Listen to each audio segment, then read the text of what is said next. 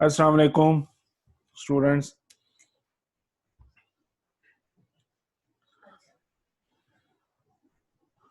Computer graphics में अब तक हम जो चीज़ें डिस्कस कर चुके हैं 2D ग्राफिक्स में, वो translation mean moving an object along a linear path, rotation moving an object along a circular path, scaling किसी ऑब्जेक्ट को जूम इन या जूम आउट करना। हमने इनकी इक्वेशंस भी स्टडी की और फिर उसके मुताबिक उनकी मैट्रिसेस बनाई, और फिर एक रिक्वायरमेंट ये थी कि ट्रांसलेशन, रोटेशन और स्केलिंग इनकी मैट्रिसेस एक जैसी फॉर्म में हो जाएं और ये ऑपरेशन भी एक जैसे हों। तो हमने होमोजीनियस कोऑर्डिनेट्स को यूज करना शुरू किया कार्टेशियन कोऑर्डिनेट्स की जगह, और फिर जो ट्रांसलेशन की हमारी मैट्रिक्स बनी वो भी 3x3 की थी, रोटेशन की जो मैट्रिक्स हमारी बनी वो भी 3x3 की थी, और स्केलिंग की जो मैट्रिक्स हमारे पास बनी थी वो भी 3x3 की थी। हमने ऐसा काम इसलिए किया कि हम कंपोजिट ट्रांसफॉर्मेशंस को कवर कर सकें। कंपोजिट ट्रांसफॉर्मेशंस का मतलब है कि एक ही वक्त में एक से ज्यादा ट्रांसलेशंस, रोटेशंस, स्केलिंग्स या इनका मिक्सर, ट्रांसलेशन और रोटेशन, ट्रांसलेशन और स्केलिंग, रोटेशन और स्केलिंग, अगर इस तरह काम करना पड़े तो वो फिर होमोजीनियस मैट्रिसेस जो हैं, होमोजीनियस कोऑर्डिनेट्स को इस्तेमाल करते हुए जो मैट्रिसेस हमने डिफाइन की थी प्रीवियस लेक्चर में, वो हमारे लिए काफ़ी यूजेबल साबित होती हैं। तो कंपोजिट ट्रांसफॉर्मेशंस में बहुत इजी कॉन्सेप्ट जो पहले मैं डिस्कस कर लेता हूं। First one, to successive translations.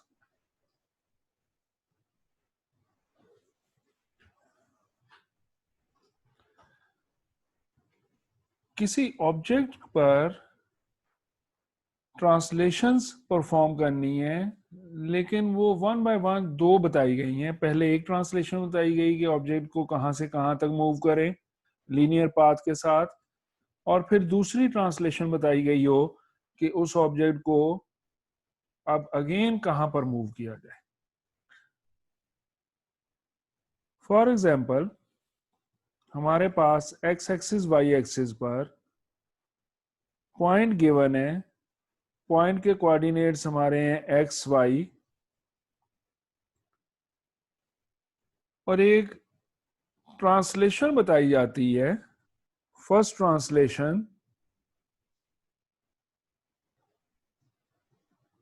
एक ट्रांसलेशन बताई जाती है कि फर्स्ट ट्रांसलेशन में आपने इस ऑब्जेक्ट को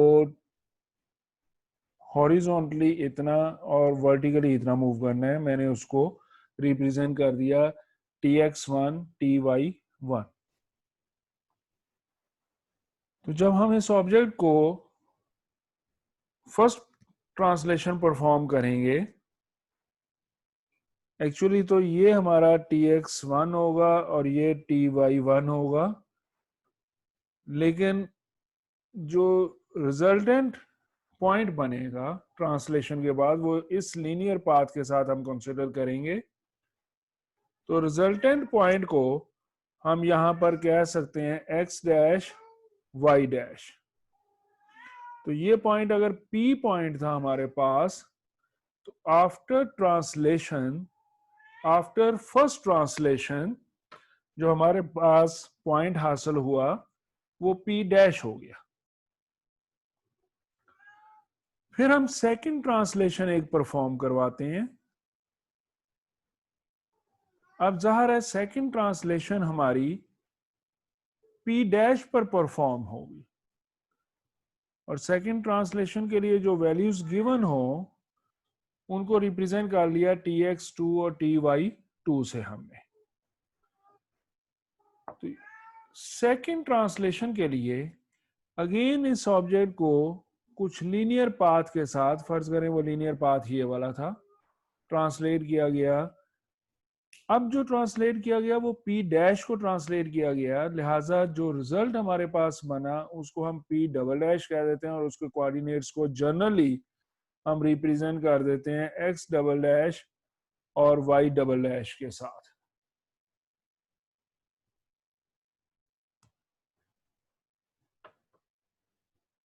होपफुली आप यहां तक मेरी बात समझ गए होंगे कि पॉइंट गिवन है एक्स वाई, पहली ट्रांसलेशन दी गई थी, उस ट्रांसलेशन में हमें जो रिजल्ट मिला हमने उसको पी डैश कह दिया।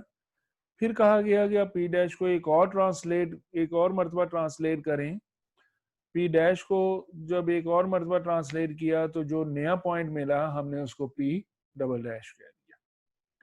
अब जरा मैट्रिक्स की फॉर्म में इसको देखते हैं कि पी डैश हमें किस तरह मिला था। पी डैश हमें मिला था translation matrix multiply by point matrix.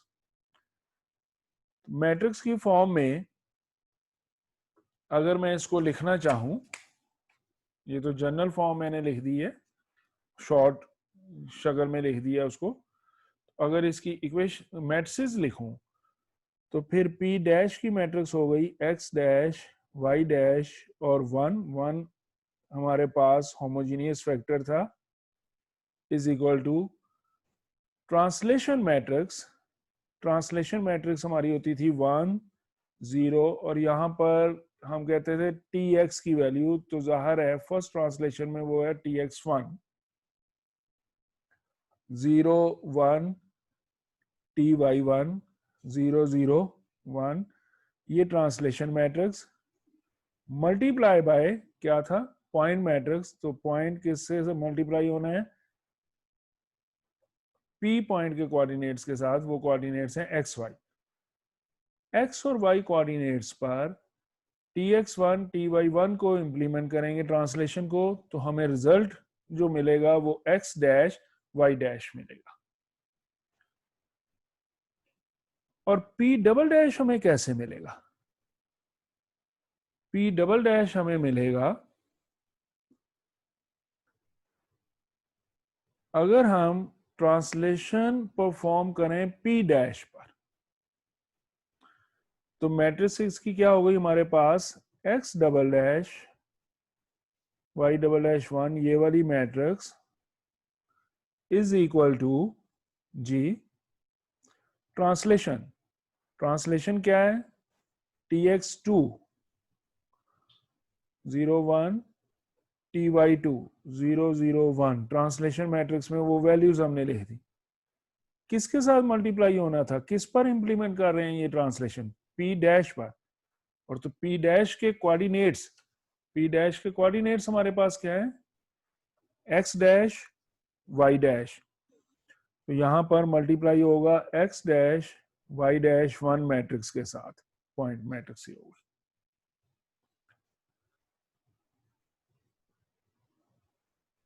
P1 पर ट्रांसलेशन परफॉर्म की, P डैश मिला, P डैश पर ट्रांसलेशन परफॉर्म की, P डबल डैश मिला, मैट्रिक्स ये हो गई।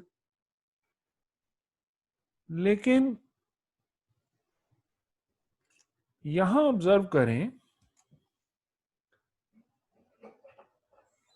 यहां चेक करें,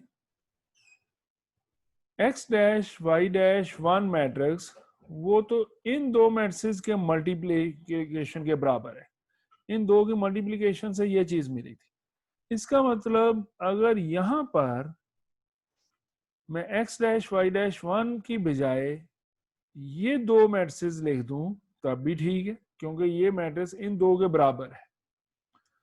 अगर x dash y dash one की जगह जिसके बराबर है वो लिख दिया जाए तो फिर मैट्रिक्स हमारे पास क्या हो गई, फिर ये मैट्रिक्स हमारे पास ये वाली मैट्रिक्स तो वैसे ही रहेगी 1 0 T x to 0 1 T Y to 0 0 1 multiply by x dash y dash one जिसके बराबर था वो लिख रहा हूं, T x one 0 1 T y one 0 0 1 matrix multiply by point matrix x y one. Okay students, इसका मतलब कि पहले इन दो की मल्टीप्लिकेशन होगी तो ये पॉइंट बन जाएगा, फिर इस पॉइंट की ट्रांसलेशन मैट्रिक्स के साथ मल्टीप्लिकेशन होगी तो पी डबल डैश बन जाएगा। लेकिन अब अगर मैट्रिक्स की मल्टीप्लिकेशन में मैं इन दो मैट्रिक्स की मल्टीप्लिकेशन पहले परफॉर्म करवा लूं, तब हमारे पास रिजल्ट क्या बनेगा? इन दो मैट्रिक्स की मल्टीप्लिकेशन पहले परफॉर्म करवाने जा रहे हैं हम।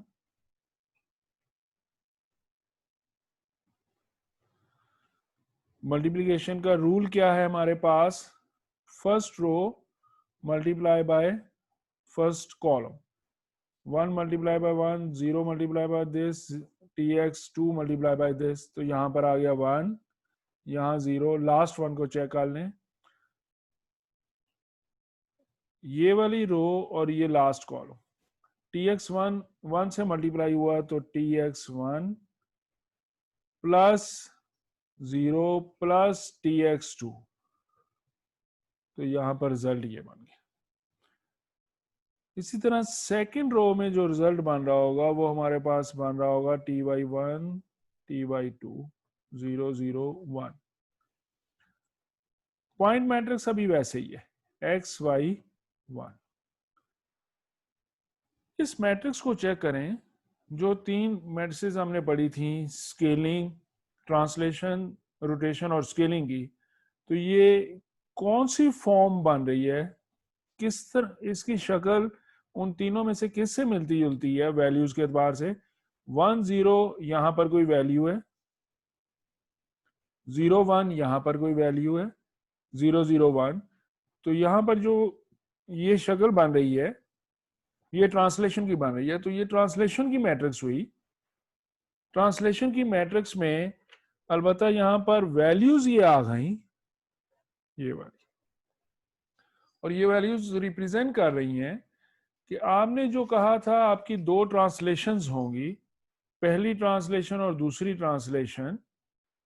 अगर आप यूं कर लें कि पहली ट्रांसलेशन और दूसरी ट्रांसलेशन के टीएक्स को आपस में सम अप कर लें, इसी तरह टी वाई को आपस में सम अप कर लें, और आप एक ही ट्रांसलेशन परफॉर्म कर लें, यहां पर एक ही ट्रांसलेशन परफॉर्म कर लें, तब भी आपके पास जो रिजल्ट बनेगा वो वही रिजल्ट बनेगा जिसको हमने पी डबल डैश कहा था। पॉइंट पर एक ट्रांसलेशन परफॉर्म कर दी बजाय दो करने के।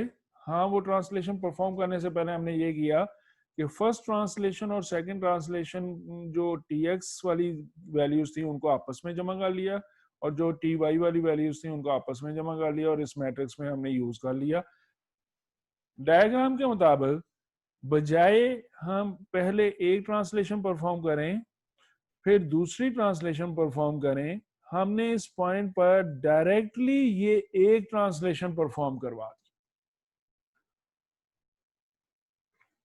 तो अगर कभी भी टू सक्सेसिव ट्रांसलेशन दी गई हो तो हम टाइम बचाने के लिए बजाय दो मरतबा मैट्रिक्स की मल्टीप्लिकेशन करके रिजल्ट बना रहे हो, हम एक ही ट्रांसलेशन मैट्रिक्स की मदद से वो काम हासिल कर सकते हैं, वो रिजल्ट हासिल कर सकते हैं। तो two successive translations are additive, कि आप इन दोनों वैल्यूज को सम अप कर लें और एक ही मरतबा ट्रांसलेशन परफॉर्म कर लें, आपका रिजल्ट तब भी सेम होगा।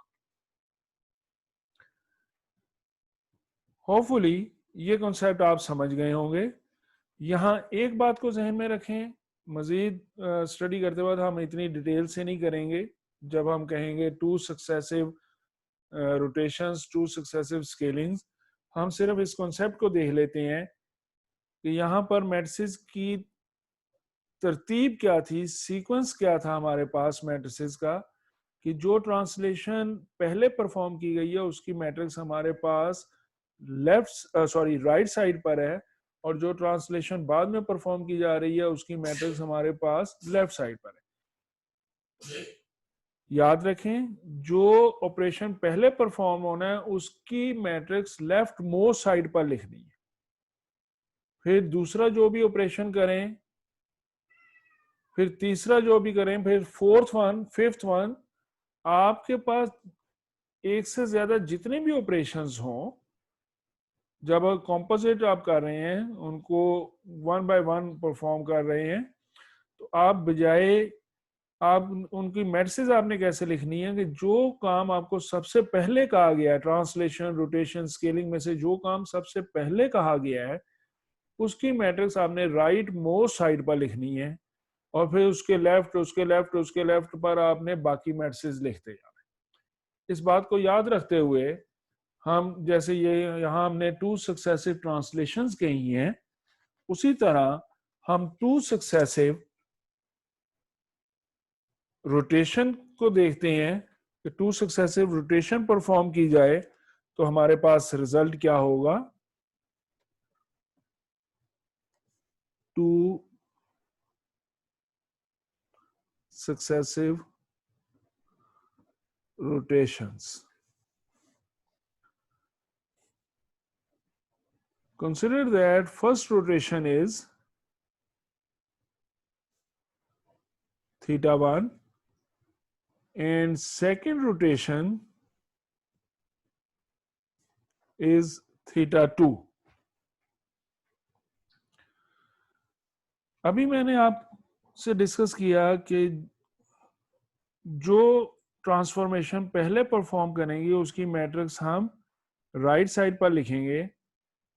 तो फर्स्ट रोटेशन, उसकी मैट्रिक्स पहले राइट साइड पर लिखते हैं। रोटेशन की मैट्रिक्स होती थी कॉस थीटा, यहाँ पर थीटा हमारा थीटा 1 है, minus sine theta 0, sine theta, cos theta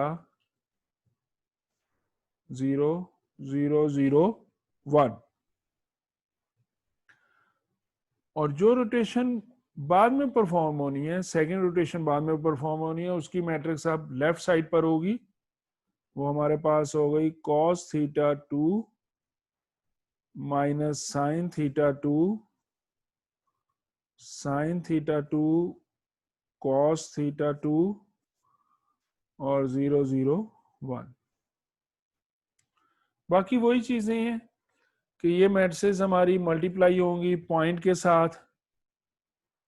x y one point पर पहले एक रोटेशन परफॉर्म होगी, उसका जो रिजल्ट है उस पर दूसरी करनी थी, और हमें रिजल्ट हासिल होगा x double dash Y double dash 1। लेकिन हमें अभी गर्ज सिर्फ मैट्रिसेस से है कि मैट्रिसेस की शक्ल क्या बन रही है हमारे पास। इन मैट्रिसेस को मल्टीप्लाई करें, फर्स्ट रो फर्स्ट कॉलम वाला मेथड, तो ये हमारे पास बन गया cos theta 1 multiply bye cos theta 2 minus sine theta 1 sine theta 2, यहां पर फिर सेकंड कॉलम के साथ मल्टीप्लाई करेंगे तो cos थीटा 1 इससे मल्टीप्लाई होगा, ये बन रहा है minus sine theta 1 cos theta 2 plus cos theta 1 sine theta 2, और यहां पर 0 बन रहा है हमारे पास। Similarly second row first column cos theta 1 sine theta 2 plus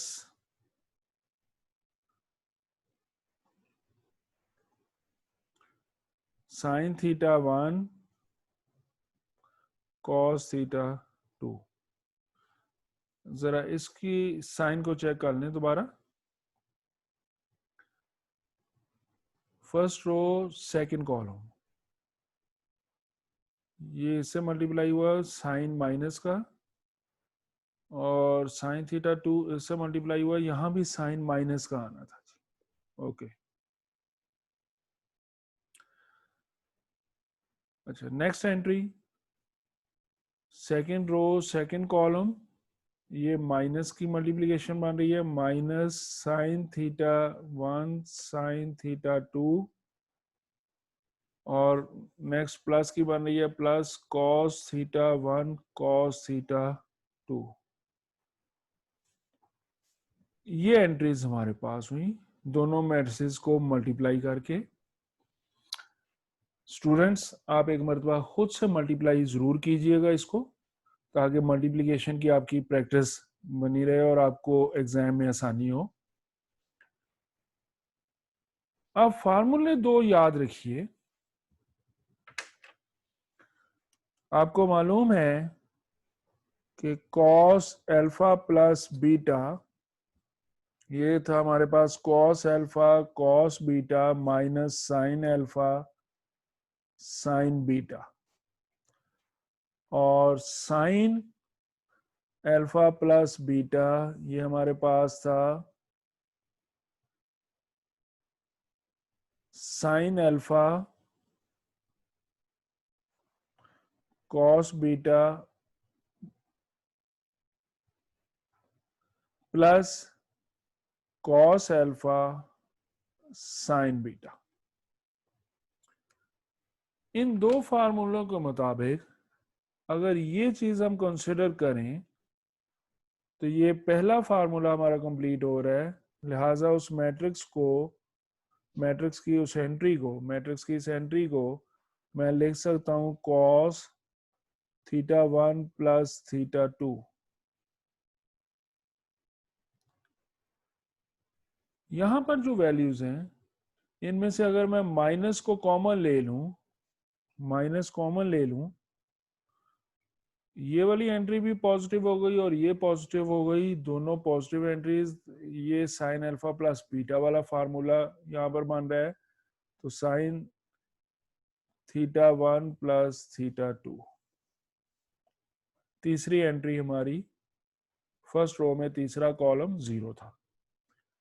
second row में यहां पर फार्मूला हमारे पास हो गया थीटा 1 थीटा 2, और ये हो गया हमारे पास कॉस थीटा 1 थीटा 2। कैसे?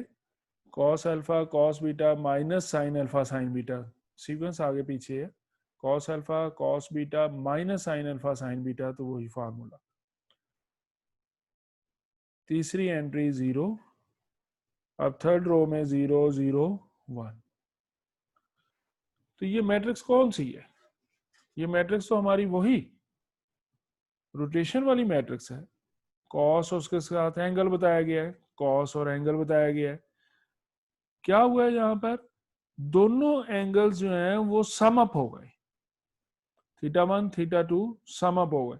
यानी अगर आपको दो रोटेशंस परफॉर्म करने को कहा गया था,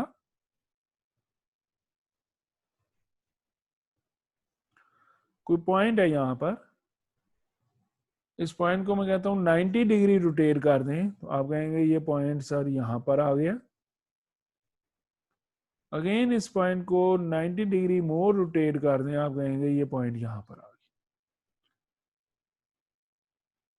अगर एक ही रोटेशन चेक करें तो 90 डिग्री की रोटेशन आपने ये की थी, 90 डिग्री की रोटेशन ये की थी। तो अगर एक रोटेशन में हमें इसको देखें तो आपने टोटली ये रोटेशन एक किस्म की कितनी की है? 180 डिग्री। वही चीज यहां पर कही जा रही है कि थीटा 1 और थीटा 2 90 प्लस 90 180।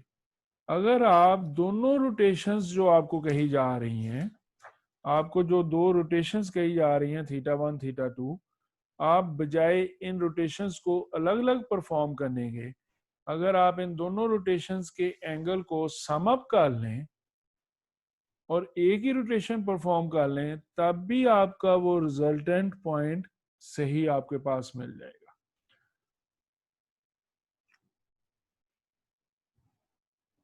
तो हमने पहले कहा to successive translations. To successive translations में हमारे पास रिजल्ट ये बना कि अगर पहली ट्रांसलेशन और दूसरी ट्रांसलेशन को आपस में सम अप कर लें तो एक ही ट्रांसलेशन परफॉर्म करने से सेम रिजल्ट मिलेगा। फिर हमने देखा कि टू सक्सेसिव रोटेशंस में अगर आप फर्स्ट रोटेशन के एंगल को और सेकेंड रोटेशन के एंगल को आपस में सम अप कर लें और एक ही रोटेशन परफॉर्म कर लें, तब भी आपका रिजल्ट आपको सेम मिलेगा। तीसरी चीज जो हमारे पास डिस्कस होनी चाहिए थी वो थी 2 सक्सेसिव स्केलिंग्स। एक स्केलिंग के साथ दूसरी स्केलिंग परफॉर्म अगर की जाए तो तब रिजल्ट कैसा होगा, ये आपके लिए है। इसको करके देखिएगा, मैं नेक्स्ट लेक्चर में इसको कवर अप करूंगा, लेकिन बेहतर है कि अपनी प्रैक्टिस के लिए पहले 2 सक्सेसिव स्केलिंग्स को आप खुद करके देखिएगा। यहाँ मैं आपको मेंशन कर देता हूं कि आपका प्रैक्टिस वर्क क्या हो गया। प्रैक्टिस वर्क आपका हो गया कि आपने फाइंड आउट करना है अगर 2 सक्सेसिव स्केलिंग परफॉर्म की जाए तो उनकी फाइनल मैट्रिक्स, जिसको कंपोजिट मैट्रिक्स कहते हैं, वो किस तरह की बनेगी। थैंक यू स्टूडेंट्स, आप इसको जरूर चेक कीजिएगा, मुकम्मल कीजिएगा, और अगर किसी को कोई प्रॉब्लम हो तो इसी वीडियो के कमेंट्स में आप टाइम के साथ मेंशन कर दें कि कहाँ पर आपकी अंडरस्टैंडिंग प्रॉब्लम कर रही है, मैं उसको कवर अप करने की कोशिश करूंगा। आप सब लोगों का बहुत बहुत शुक्रिया। अल्लाह हाफिज।